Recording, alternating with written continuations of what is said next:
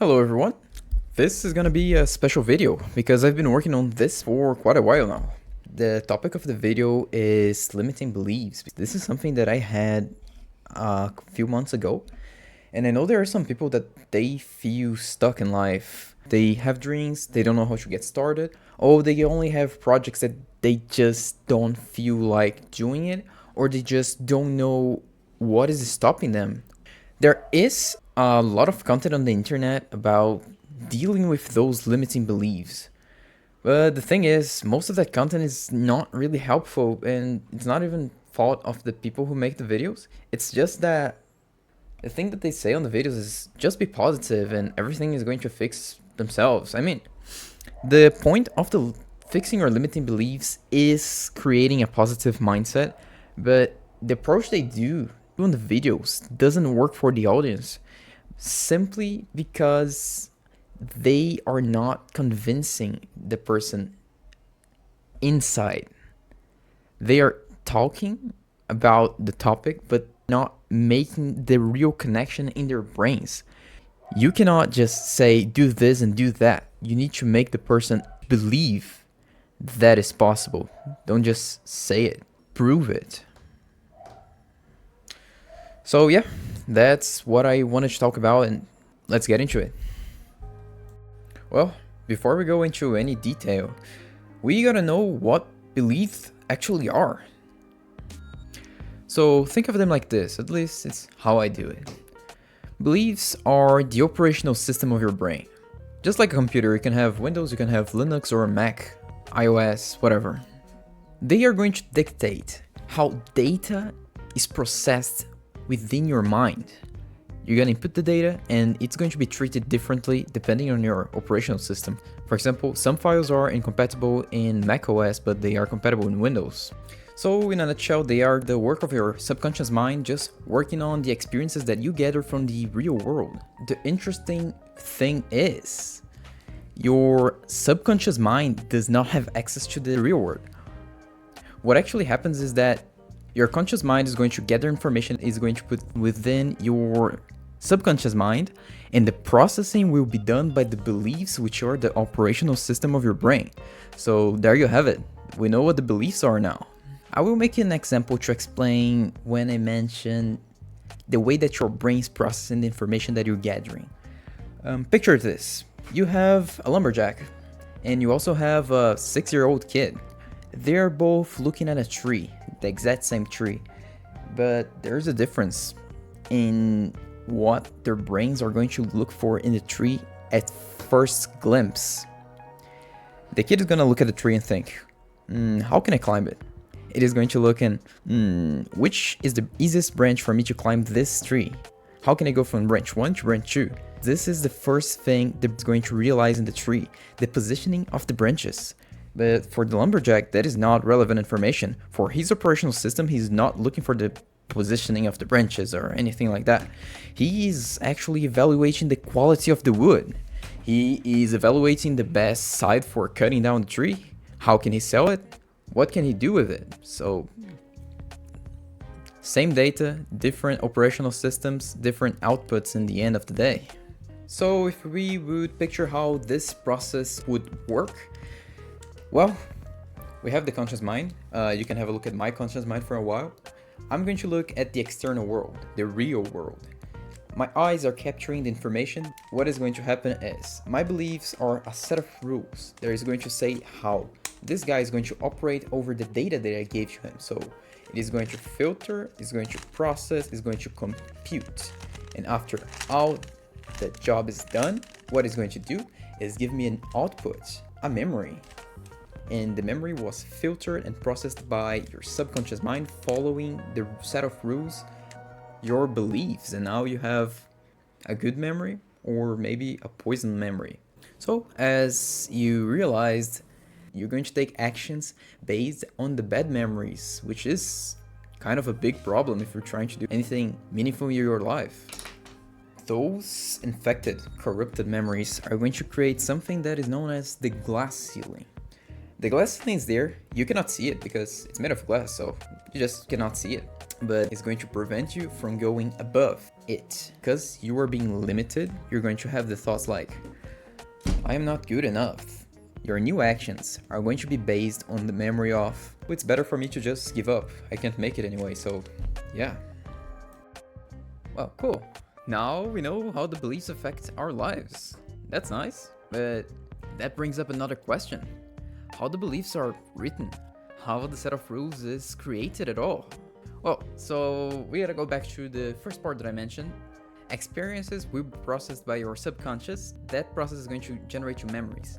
And the cool part is, your beliefs are written based on information that you have in the memory. So it's a vicious cycle. If you have bad beliefs, you're gonna have bad memories, and the bad memories will reinforce your bad beliefs.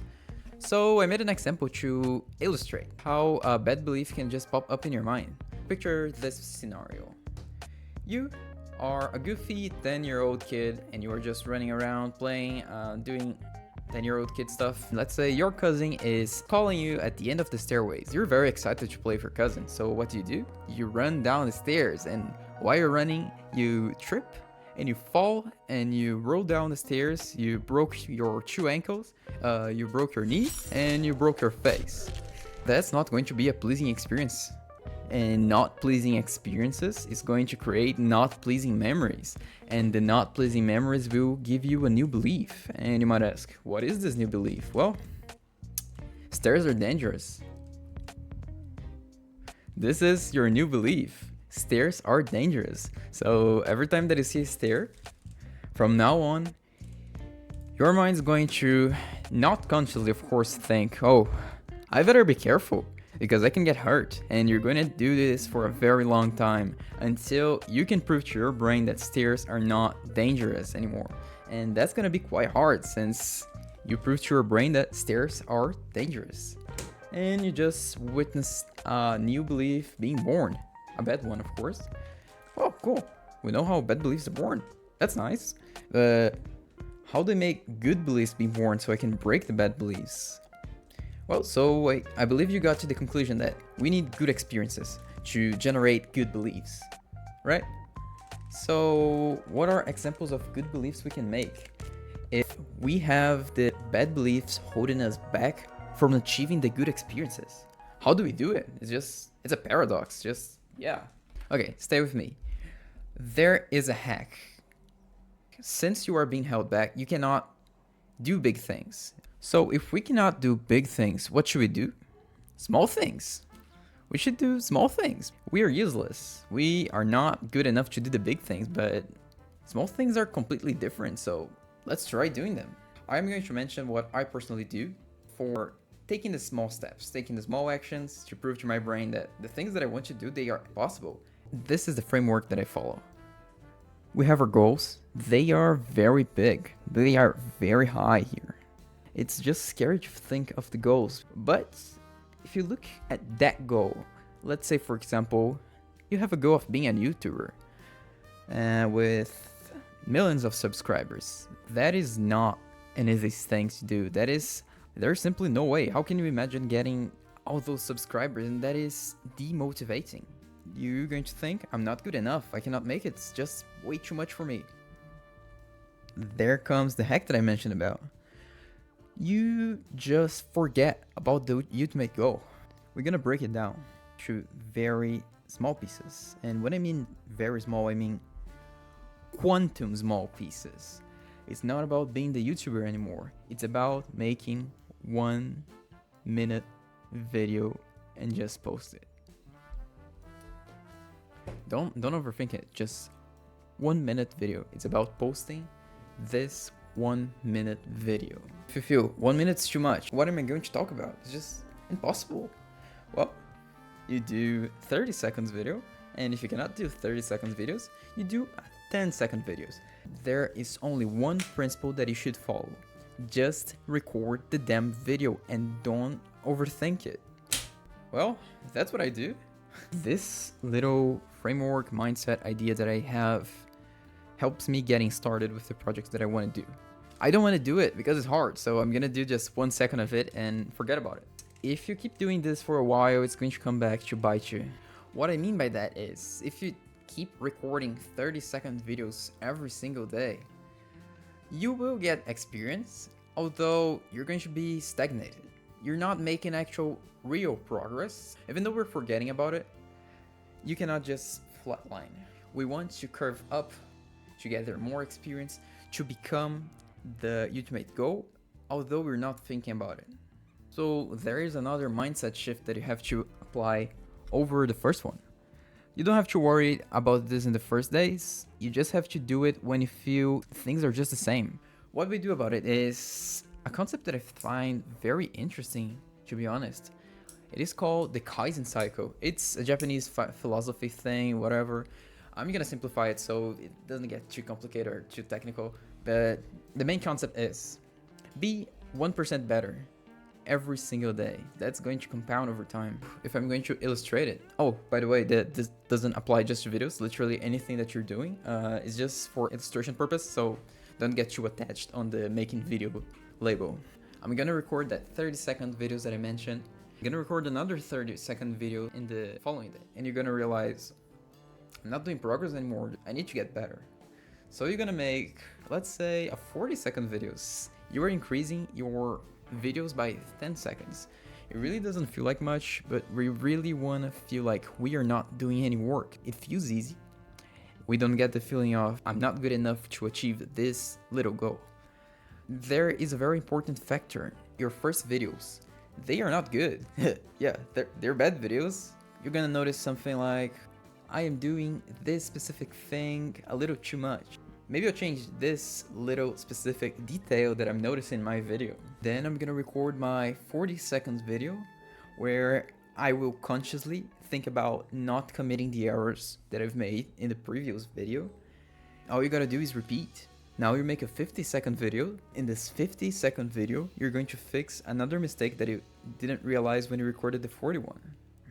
And you just repeat, repeat, and repeat. And over time, your videos are going to be 1% better. The next video is going to be 1% better of the 101%. It's a fast line. You're gonna become the YouTuber someday. I mean, I cannot guarantee the time. I cannot guarantee the time of any of your projects. But as long as you do it, you are not going to think that you are not good enough. It's just too easy. You're going to prove to yourself that I can record a whole minute video. I couldn't do that before, so maybe I can do a 1 minute and 30 seconds video, and then you try it, and you nail it, and you make a 2-minute video, and then you come to a 3-minute video, a 5-minute video, and then you notice that you have nothing to talk about, and you have to start from the beginning, but you have the experience to talk to the camera now. All you gotta do is think, how do I make my videos more interesting? That's your new 1%. So every single video now, it's about making the content more interesting for the people who are watching. So yeah, that's the Kaizen cycle. You can do it. So you have the new beliefs. They are not limiting, they are empowering beliefs. And yeah, this is what I do. This is how I keep motivated to achieve my goals. Why I sit here every single day to record another video. Just one more video. I don't care of how long it is, but I challenge myself to make a different video that I would put more effort than I usually do. Putting this effort feels easy now. It didn't used to feel like this 3 months ago, 4 months ago. It would be just impossible, and I could never imagine myself doing something like I'm doing in this very moment. So this is my message to anyone that is suffering with your limiting beliefs. Do small steps. Forget about the ultimate goal. If the small steps are too big, do even smaller. Well, as a very well-known guy says, do the hard work, especially when you don't feel like it. So see you in the next video. Love you all.